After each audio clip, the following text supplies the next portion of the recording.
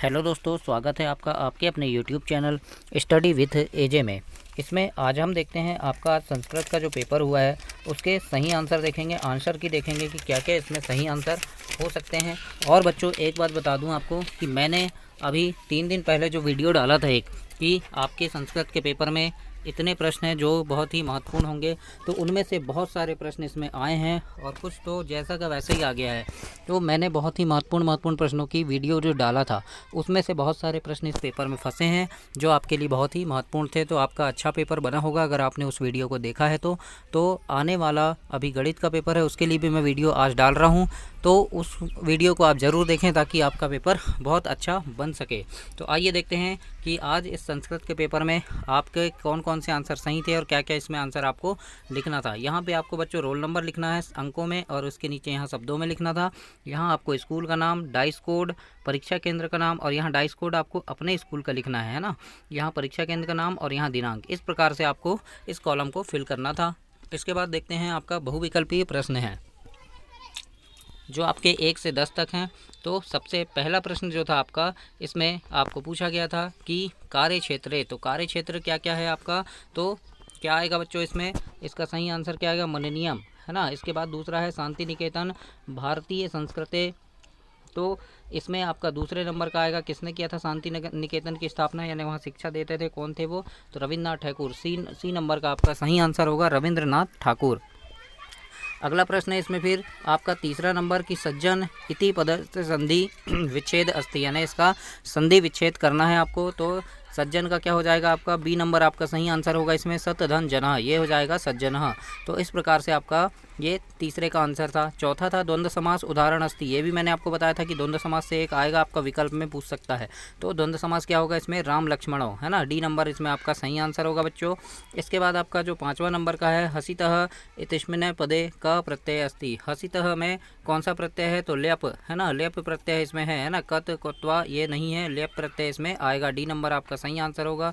6वां number है आपका Chicago नगरे विश्व धर्म स्थल सम्मेलने भारत से प्रतिनिधि अभवत, यानी कौन शिकागो नगर में जो सम्मेलन हुआ था धर्म सम्मेलन, उसमें कौन से भारतीय जो थे वो प्रतिनिधि थे, तो क्या आएगा इसमें आपका स्वामी विवेकानंद है ना, डी नंबर इसमें सही आंसर होगा बच्चों स्वामी विवेकानंद। अपने अपने आंसर आप लोग मिला लीजिएगा कि आपने कितने आंसर इसमें सही किए हैं। 7वां नंबर है आपका मेघदूत से कवि अस्ति, यानी मेघदूत के कवि कौन है, तो महाकवि कालिदास, इसका सही आंसर होगा आपका ए नंबर का। इसके बाद आपका प्रश्न नंबर 8वां है नर्मदा नदिया अपरम नाम अस्ति, यानी नर्मदा नदी का दूसरा नाम क्या है, तो रेवा नाम है, हम सभी को पता है, हमने पढ़ा भी है। तो इसमें आपका डी नंबर इसका सही आंसर होगा रेवा। इसके बाद आपका अगला प्रश्न है प्रश्न नंबर 9वां कादमगिरी इति स्थलम अस्ति, कादमगिरी कहाँ है, तो सी नंबर इसका सही आंसर है चित्रकूट नगरे, चित्रकूट नगर में आपका कादमगिरी स्थित है। अगला प्रश्न था बच्चों इसका विद्वान पूजते, विद्वान यानी विद्वान पूजते, तो इसका आपका डी नंबर आएगा सर्वत्र, यानी विद्वान सर्वत्र पूजते, मतलब विद्वान सभी जगह पूजे जाते हैं। तो इस प्रकार से आपको ये इसमें आपका विकल्प वाले जो प्रश्न थे ये कंप्लीट हुए। इसके बाद आपके जो प्रश्न आए थे स्व पाठ्य पुस्तक एक श्लोक लिखा था, बहुत ही महत्वपूर्ण बताया था आपको मैंने कि संस्कृत में आपको एक श्लोक लिखने के लिए ज़रूर पूछा जाएगा। तो यहाँ पे आपको आपकी पाठ्य पुस्तक से कोई एक श्लोक लिखना था, ये 3 नंबर का प्रश्न था।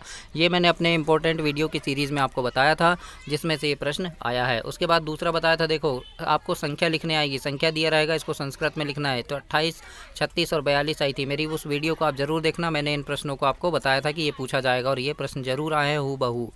इसके बाद अगला है आपका प्रसन्नो भूत्वा यक्ष किम अकरोत्, है ना, मतलब यक्ष क्या करने से प्रसन्न हुए थे। तो इसमें आपको लिखना था कि वो जो अर्जुन जहाँ गए थे, हमने पाठ पढ़े थे ना, तो यक्ष क्या करने से प्रसन्न हुए थे, यहाँ पे आपको उसका उत्तर लिखना था। अगला था आपका चंद्रशेखरे केन नामना संगठन कृतम, यानी चंद्रशेखर किस नाम से अपना संगठन चालू किया था, तो यहाँ पे उसको आपका आंसर लिखना था। तो ये भी मैंने आपको बताया था कि ये वाला प्रश्न पूछा जाएगा। फिर अगला प्रश्न था आपका न्यायपतस्य पदमी के न विचलंती, इस प्रकार से ये 15 नंबर का प्रश्न है। तो आपने सारे प्रश्न तो बहुत अच्छे से किए होंगे, पता है मुझे। कालिदास 2 महाकाव्य लिखा था, ये भी मैंने आपको बताया था अपने इंपॉर्टेंट वीडियो की सीरीज़ में कि कालिदास के 2 महाकाव्य के नाम लिखने के लिए यहाँ पे आएगा, है ना। तो आपको यहाँ पे कालिदास के 2 महाकाव्य या फिर तुलसीदास के 2 महाकाव्य लिखने के लिए आ जाएगा। ये मैंने आपको अपने महत्वपूर्ण वीडियो में बताया था, है ना। तो यहाँ पे क्या लिखना था आपको, अभी हमने विकल्प में पढ़ा था, है ना। तो कालिदास के 2 जो महाकाव्य हैं उनका नाम यहाँ पे आपको लिखना था, है ना।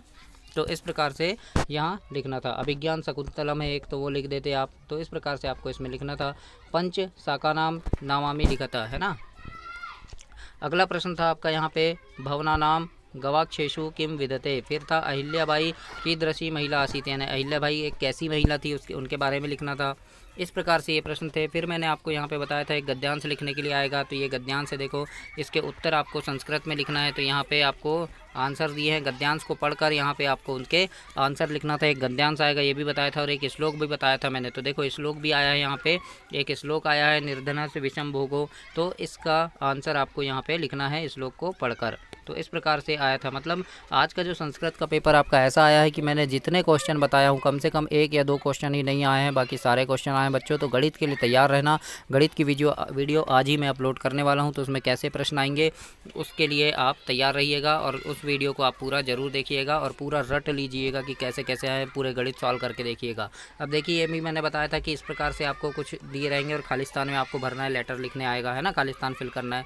तो यहाँ क्या आएगा, अहम अत्र कुशलम अस्ति अध भवत खालिस्तान प्राप्तम, है ना। तो क्या आएगा, पत्र यहाँ आएगा, पत्र प्राप्तम, है ना। उसके बाद है भवत स्वास्थ्य कथम अस्ति वार्षिक मूल्यांकन खालिस्तान भविष्यति। तो क्या आएगा, मार्च मासे भविष्यति, यानी मार्च माह में होने वाला है। अहम प्रतिदिन प्रातः, यहाँ आएगा पंचवादने, यानी पंचवादने उत्थाय, यानी 5 बजे मैं उठ जाता हूँ। फिर परीक्षा अहम श्रेणम भविष्यति खालिस्तान इति। तो क्या आएगा यहाँ, उत्तीर्ण, है ना। फिर खालिस्तान आएगा, खालिस्तान वंदे, तो यहाँ आ जाएगा मातरम वंदे। इस प्रकार से आपको इसको फिल करना था। अब यहाँ पे मैंने आपको निबंध भी बताया था कि यहाँ पे आएगा निबंध लिखने 5 वाक्य या 10 वाक्य में लिखने आएगा। तो यहाँ 5 वाक्य में लिखने आया, 5 लाइन आपको निबंध लिखना है। पुस्तकम में, उद्यानम में, धेनु में या विद्यालय, किसी एक में आपको लिखना था। तो मैंने इन चारों का बताया था आपको। तो चारों में से देखिए बहुत ही महत्वपूर्ण आया है। तो ये थे आज के आपके संस्कृत का पेपर कि किस प्रकार से आया। आप सभी अपने अपने उत्तर जरूर मिलान कर लीजिए, और गणित की वीडियोज़ के लिए ज़रूर तैयार रहना। चैनल को सब्सक्राइब करें ताकि ऐसी वीडियो आपको और भी मिलती रहे बच्चों। धन्यवाद।